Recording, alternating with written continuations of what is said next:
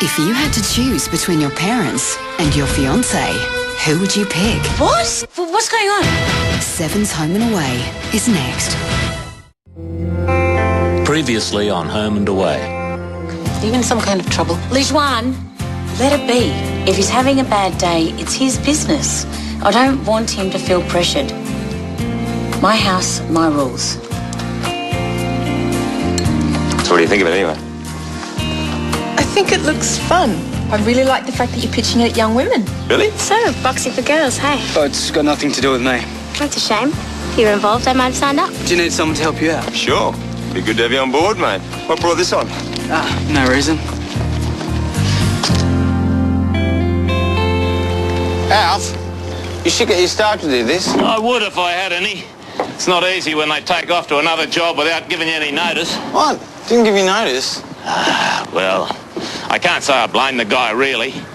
He got offered a job on a trawler and was pretty good money, too. That doesn't help you much, does it? No. I'm up that well-known creek without a paddle until I find a replacement. And since Aiden shot through, that hasn't been dead easy to find anyone halfway decent.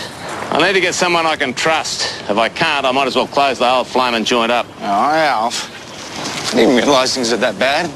Well, it's not too good, I can tell you that. Well, could you do it again? Mate, I don't know if I could be bothered. Well, you don't make any snap decisions, okay? There could be something really good around the corner. Yeah, he's really pumped about the whole thing. Well, I hope he has better luck with the women than he did with Xavier. Well, Tony teaches him how to box and then he goes around punching teachers. Oh, you heard about that? Yeah, the kids in the diner couldn't talk about anything else this afternoon.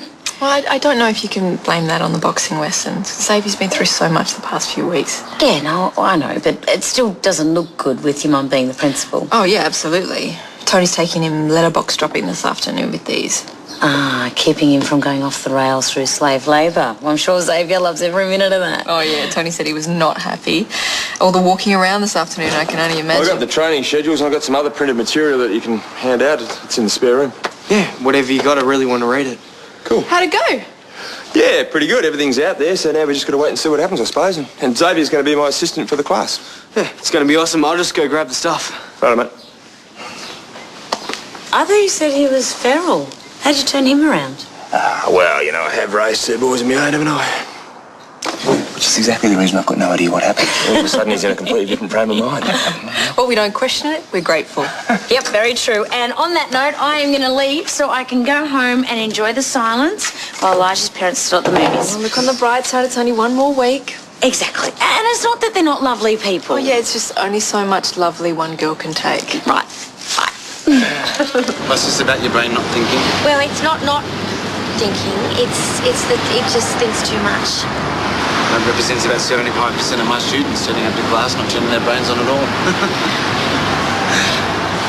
No, it's just that sometimes I get into a bit of a funk about what's happening to me and what's going to happen, and then I start thinking about all the stuff that I'm not supposed to be thinking about, and that's when I wish I could just turn my head off.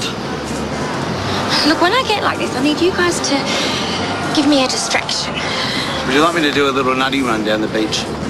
Don't think he's not serious. Yes, well, I don't think that would be a big enough distraction, Miles, actually. What did you have in mind, Meryl? I don't know, maybe a couple of extra shifts at the surf club? Sorry, love, but there's nothing going at the moment. Maybe I should get a hobby. You know, hobbies are good. Lots of people have hobbies. I've got an idea. Hello? Anyone home?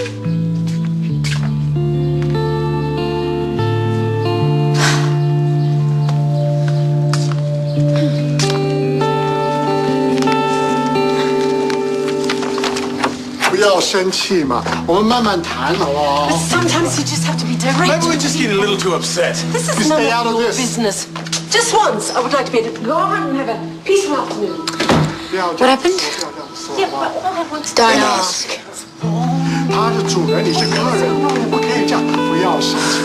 Marilyn, how serious are you about wanting a distraction? Well, not so serious that I want to see Miles running down the beach in the nude. I didn't ask if you were insane, Marilyn. I was just wondering if you were fair dinkum about wanting to fill up your time. Well, absolutely. And what exactly did you have in mind? Well, I'd like to do something social, you know, where I could be talking to people and feeling like I was making a difference. Why do you ask? Oh, it's just the bloke I had running the bait shop's resigned, and I know that's not your line of work, but I was wondering if that might be something you might be able to do. Bait? Oh, I know it's not glamorous at all, Marilyn, but it is quite social. You know, you could talk to the customers and, well, you could make a difference.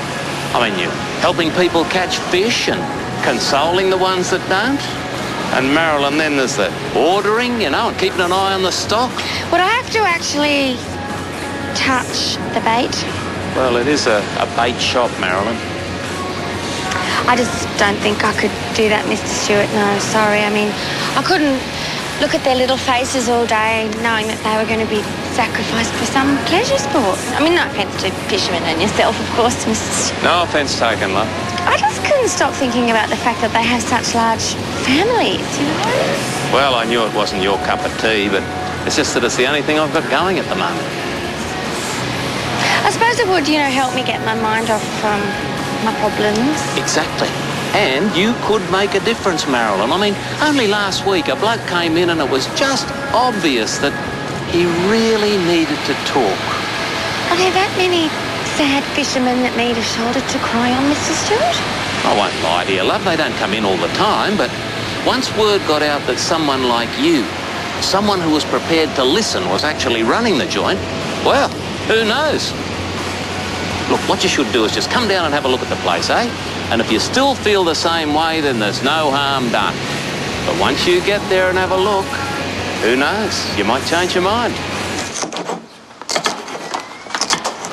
Here, let me.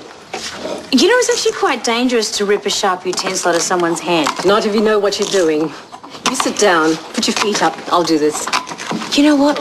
I've got a better idea. Since you're happy to stay here, how would you feel about babysitting VJ tonight? It'd be a great help, because Elijah and I haven't had a night out in ages. Is that okay? You sure you want to go out? I thought you were tired.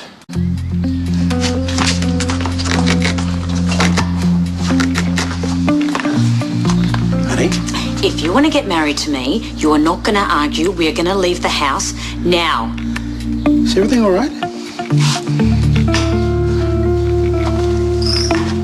Mum, Dad, we're going out.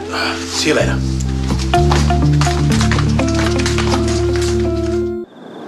Hey, April. It's Xavier. How you doing? Xavier here? Yeah. The guy who jumped off the pier.